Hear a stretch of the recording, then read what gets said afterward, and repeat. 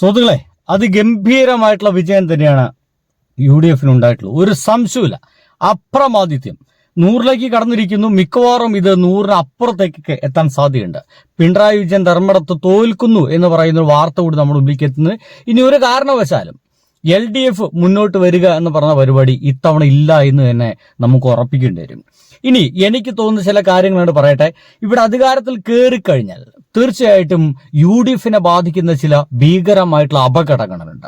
ഈ അപകടങ്ങൾ എങ്ങനെയാണ് ഇനി UDF തരണം ചെയ്യുക, മുന്നോട്ട് പോവുക എന്നുള്ളത് ഒരു വെല്ലുവിളി തന്നെയായിട്ട് UDFനുണ്ടാകും. ഇപ്പോഴേ UDFക്കാർ പറഞ്ഞു കഴിഞ്ഞിട്ടുണ്ട്, ഖജനാവ് കാലിയാണ്, ഖജനാവിൽ ഒന്നുമില്ല എന്ന് പറയുന്ന ഒരു വർത്തമാനം പറഞ്ഞിട്ടുണ്ട്. നോക്കൂ, ഇത്തവണ UDF മുന്നോട്ട് വെച്ച ഏറ്റവും പ്രധാനപ്പെട്ട കാര്യം എന്ന് പറയുന്നത് അത് ഇന്ദിരാ ഗ്യാരണ്ടി എന്ന് പറയുന്ന ഒരു ഗ്യാരണ്ടി ആയിരുന്നു. ഇന്ദിരാ ഗ്യാരണ്ടി. ആ ഗ്യാരണ്ടിയുടെ ഭാഗമായിട്ട് ഇവർ പ്രധാനമായിട്ടും പറഞ്ഞ കുറച്ച് കാര്യങ്ങളുണ്ട്. അതിലത്തെ ഏറ്റവും പ്രധാനമായിട്ടുള്ള ഒന്ന്, ഇപ്പോൾ UDF 2000ലേക്ക് എത്തിച്ചിരിക്കുന്ന ആ ഒരു പെൻഷൻ തുക 3000ലേക്ക് എത്തിക്കുമെന്നാണ്. ഇത് കഴിയുമോ എന്നുള്ളതാണ് ഇനി കേരളം ഉറ്റുനോക്കിക്കൊണ്ടിരിക്കുന്ന ഏറ്റവും പ്രധാനപ്പെട്ട കാര്യമെന്ന് എനിക്ക് തോന്നിപ്പോകുന്നുണ്ട്. ഇത്തരം കാര്യങ്ങളെല്ലാം ഇനി വരുന്ന ദിവസങ്ങളിൽ UDFനോട് ചോദിക്കുമോ എന്നുകൂടി നമ്മളെ സംശയമായിട്ടാണ് നിൽക്കുന്നുണ്ട്. കഴിഞ്ഞിട്ടില്ല.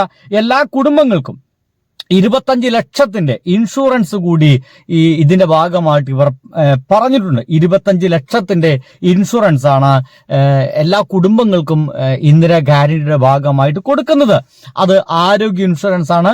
ഉമ്മൻചാണ്ടിയുടെ പേരിലായിരിക്കും ഇത്തരത്തിലുള്ള ഒരു ഇൻഷുറൻസ് ഉണ്ടാക്കുക, അല്ലെങ്കിൽ അത്തരത്തിലുള്ള സംഗതി നമ്മുടെ നാട്ടിൽ നടപ്പിലാക്കുക എന്നാണ് UDF പറഞ്ഞിട്ടുള്ളത്.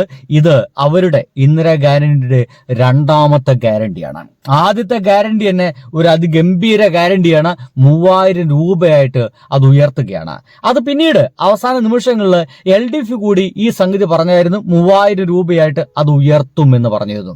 ഇനി അത് എന്ന് ഉയർത്തും? ഇപ്പൊ തന്നെ സാമ്പത്തികമായിട്ട് തകർന്നെടുക്കുന്ന കേരളത്തിനെ അങ്ങനെ ഉയർത്താൻ സാധിക്കുമോ ഇല്ലയോ എന്നീ പറയുന്ന ഭയങ്കരകരമായിട്ടുള്ള സംശയങ്ങളൊക്കെ അവിടെ നിലനിൽക്കുന്നുണ്ട്. സംഗതിയൊക്കെ അവിടെ നിലനിൽക്കട്ടെ. രണ്ടാമതായിട്ടുള്ള 25 ലക്ഷത്തിന്റെ ഇൻഷുറൻസ് ആണ്. സ്ത്രീകൾക്ക് ഏറ്റവും മൂന്നാമതായിട്ടുള്ള ഇന്ദിരാ ഗ്യാരണ്ടിയാണ് സ്ത്രീകൾക്ക് സൗജന്യ യാത്ര. അതും നമ്മുടെ KSRTC.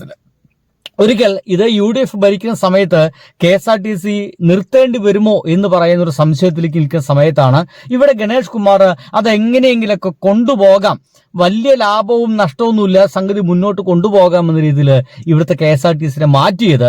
ആ ഒരു KSRTCയിൽ നാളെ മുതൽ, ഒരുപക്ഷെ എന്നാണ് ഇവർ അധികാരത്തിൽ കയറുന്നത്, UDF എന്ന് മുതലാണ് അധികാരത്തിൽ കയറുന്നത്, ആ അധികാരത്തിൽ കയറുന്ന ആ ഒരു നിമിഷം മുതൽ ഇവിടെ തീർച്ചയായിട്ടും സ്ത്രീകൾക്ക് ആ ദിവസം മുതൽ നമ്മുടെ KSRTCയിൽ ഫ്രീ ആയിട്ട് യാത്ര സാധിക്കുമെന്നാണ് ഇവരുടെ ഒരു ഗ്യാരണ്ടി കൊടുത്തിട്ടുള്ളത്.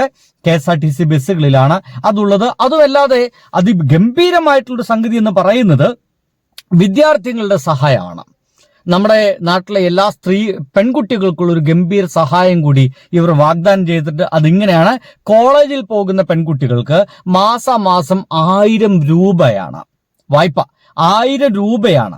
ഇനി വായ്പയല്ല, 1000 രൂപ വെച്ച് കൊടുക്കുകയാണ്. ഇനി വായ്പയുടെ കാര്യത്തിലേക്ക് എത്തുകയാണെങ്കിൽ യുവാക്കൾക്ക് സംരംഭങ്ങൾ തുടങ്ങാനും വേണ്ടിയിട്ട് 5 ലക്ഷം വരെ പലിശരഹിത വായ്പ എന്നാണ്.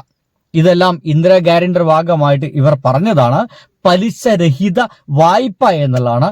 അതും കൂടാതെ മുതിർന്ന പൗരന്മാർക്കാർക്ക് പ്രത്യേകമായിട്ടുള്ള വകുപ്പ് നിർമ്മിക്കുന്നു എന്നുള്ളതാണ് ഇവർ അവസാനമായി. അതൊരു ഗംഭീരമായിട്ടുള്ള ഒരു ചിന്ത തന്നെയാണ് പറയാനുള്ളത് കേട്ടോ. മുതിർന്ന പൗരന്മാർക്ക് വേണ്ടിയിട്ട് അവരെ കാര്യങ്ങൾ നോക്കാൻ വേണ്ടി മാത്രമായിട്ട് ഒരു വകുപ്പ്, ആ വകുപ്പിനൊരു മന്ത്രി എന്നൊക്കെ പറയുന്നത് അതിഗംഭീരമായിട്ടുള്ള ഒരു പരിപാടി തന്നെ ആയിരിക്കും എന്നാണ് ഞാൻ ചിന്തിക്കുന്നത്.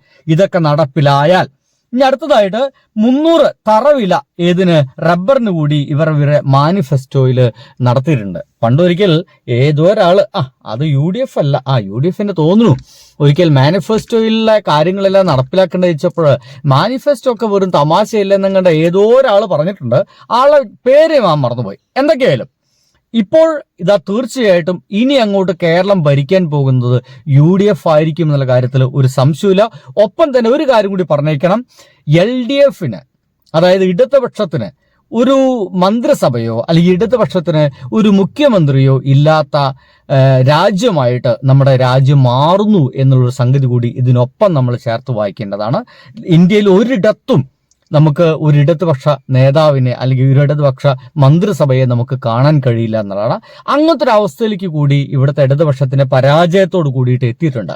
ഇനി അതിനൊപ്പം തന്നെ ഈ UDF വരുന്നതിനെ പോസിറ്റീവായിട്ട് കൂടി കാണുന്ന ആളുകളുണ്ട്. അതെന്തുകൊണ്ട് അതിനെ പോസിറ്റീവായിട്ട് കാണുന്നു വെച്ച് കഴിഞ്ഞാൽ, ഒരു കോൺഗ്രസ് ഇല്ലാത്ത കോൺഗ്രസ് മുക്ത ഭാരതം എന്നുള്ളതാണ് ഇവിടുത്തെ RSSകാർ അല്ലെങ്കിൽ BJPക്കാരുടെ ഒരു ലക്ഷ്യം എന്ന് പറയുന്നത്.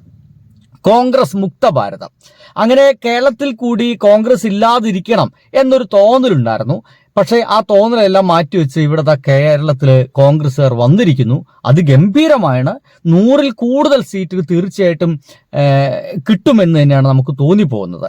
ഇനി ഇതിനൊക്കെ ഒരു പോസിറ്റീവ് വശം കൂടി പറയാം. എന്തുകൊണ്ടായിരിക്കാം ഒരു തരത്തിൽ പറഞ്ഞാൽ ഇവിടെ UDF ജയിക്കാൻ കാരണം എന്ന് വെച്ച് കഴിഞ്ഞാൽ, എനിക്ക് തോന്നുന്നത് UDFന്റേത് ഏറ്റവും അവസാനത്തെ ഒരു കച്ചിത്തുരുമ്പാണ്. ഇതിൽ കൂടി UDF പരാജയപ്പെട്ടു കഴിഞ്ഞാൽ പിന്നെ ഒരു കാരണവശാലും UDFന് ഉയർന്നു വരാൻ സാധിക്കില്ല എന്നുള്ള തോന്നലുണ്ട്. അതിന്റെ ഭാഗമായിട്ട് അതിഗംഭീരമായിട്ട് വെള്ളയും കതറിട്ട് അടക്കുന്ന വെറും ഓർഡർ ഇടാൻ വേണ്ടി മാത്രം നടന്ന ആളുകൾ മുഴുവൻ, എല്ലാ മണ്ഡലം പ്രസിഡന്റുമാരും മുഴുവൻ നിരത്തിലിറങ്ങി പ്രവർത്തിച്ച ഒരു ഇലക്ഷനാണ് ഇതെന്നൊക്കെ പറയേണ്ടി വരും. അതിന്റെ എല്ലാ ഗുണം അവർക്ക് കിട്ടിയിട്ടുണ്ട്. ഇതിനേക്കാൾ അപ്പുറത്ത് ഇവരെ ഫേസ് ചെയ്യുന്ന ഏറ്റവും വലിയ അപകടം എന്ന് പറയുന്നത് വയനാടാണ്.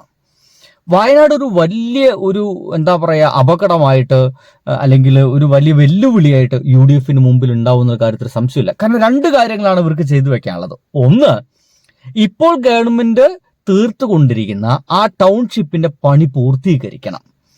അതെങ്ങനെയാണ് ഗവൺമെന്റ് മുന്നോട്ട് കൊണ്ടുപോയിരുന്നത്, അത് പൂർത്തീകരിക്കാനുള്ള എല്ലാ സംഗതികളും അവിടെ ഫണ്ട് റിലീസ് ആക്കി കൊടുത്തിരുന്നോ എന്ന് നമുക്ക് വിടുത്തൊന്നുമില്ല. എത്രയോ കോടികളെല്ലാം മറച്ചു വെച്ചിട്ടാണ്, 700 കോടി എങ്ങാനും മറച്ചു വെച്ചിട്ടാണ് കേരള ഗവൺമെന്റ് വയനാട്ടുകാരെ പറ്റിക്കുന്നു എന്ന രീതിയിലൊക്കെ പ്രചാരണം ഉണ്ടായിരുന്നു. ഇനി ആ ഒരു പ്രചാരം നടത്താൻ സാധിക്കില്ല. കാരണം UDF കീഴി കഴിഞ്ഞു. ആ 700 കോടി എന്തായാലും അവിടെ അക്കൗണ്ടിൽ ഉണ്ടായിരിക്കും. അത് മുഖ്യമന്ത്രിയുടെ ദുരിതാശ്വാസ നിധിയിൽ അവിടെ ഉണ്ടായിരിക്കും. അത് വേറൊരു സ്ഥലത്തേക്കും വകയിരുത്താൻ സാധിക്കില്ല. അങ്ങനെയാണെങ്കിൽ ഇനിയത്തെ ചുമതല ആ 700 കോടി കൊണ്ട്, മുഖ്യ എന്ന് പറയപ്പെടുന്ന ആ ഒരു 700 കോടി കൊണ്ട് വയനാട്ടിലത്തെ വീട് പണി പൂർത്തീകരിക്കും. ഒപ്പം തന്നെ ഇവിടുത്തെ UDFകാര് അധികാരത്തില്ലാതിരുന്ന പ്രതിപക്ഷ സാന്നിധ്യ സമയത്ത് കൊടുക്കാമെന്ന് പറഞ്ഞ 130ഓളം പേർക്ക് കൊടുക്കാമെന്ന് പറഞ്ഞ UDFന്റെ വീട് പണി തീർക്കുക എന്ന് പറയുന്ന ഒരു വലിയ ടാസ്ക്, ചുരുക്കി പറഞ്ഞു കഴിഞ്ഞാൽ ഒരു ഇരട്ട ടാസ്ക് ആണ് UDFന് വന്നിട്ടുള്ളത്. ഒന്ന്, ഗവൺമെന്റ് അവരാണ് ഇനി ഭരിക്കാൻ പോകുന്നത്, ആ ഒരു വർക്ക് പരിപൂർണമായിട്ട് അവർക്ക് തീർത്തു കളയണം. രണ്ടാമതായിട്ട് അവര് കൊടുക്കാമെന്ന് പറഞ്ഞ ആ വീടുകൾ പണി തീർത്തു കൊടുക്കണം. ഇത് രണ്ടും അവർക്ക് ഒരു വലിയ വെല്ലുവിളിയായിട്ട് ഉണ്ടാകുമെന്നുള്ള കാര്യത്തിൽ ഒരു സംശയമില്ല. ഒപ്പം തന്നെ ഇനിയുള്ള ദിവസങ്ങളിൽ പെൻഷൻ 3000 ആക്കിയിട്ട് മാറ്റുമോ, ഈ 25 ലക്ഷത്തിന്റെ ഇൻഷുറൻസ് അതിൽ വളരെ പെട്ടെന്ന് ഒപ്പുവെക്കുമോ, KSRTCയിൽ എന്ന് മുതൽ സ്ത്രീകൾക്ക് യാത്ര ചെയ്യാൻ സാധിക്കും, വിദ്യാർത്ഥികൾക്ക് എന്ന് മുതലാണ് 1000 രൂപ കിട്ടുക, യുവാക്കൾക്ക് 5 ലക്ഷം രൂപ സംരംഭങ്ങൾക്ക് പലിശയില്ലാതെ കിട്ടുന്നത് എന്ന് മുതലായിരിക്കും, റബ്ബറിന് 300 രൂപ താങ്ങുവിലയാക്കിയിട്ട് എന്നായിരിക്കും മാറ്റുക. അറ്റ്ലീസ്റ്റ് ഈ 5 കാര്യങ്ങളാണ് ഇവർ മുന്നോട്ട് വെച്ചത്. ഈ 5 കാര്യങ്ങളിൽ അധികാരത്തിൽ കയറിയിട്ട് ഇതിലേതിലായിരിക്കും ആദ്യമായിട്ട് ഒപ്പുവെക്കുക എന്നുള്ളതായിരിക്കും തീർച്ചയായിട്ടും കേരളം ഇനി ഉറ്റുനോക്കുന്ന ഒരു വലിയ സംഭവമെന്ന് എനിക്ക് തോന്നിപ്പോകുന്നത്. സുഹൃത്തുക്കളെ, ബൈ.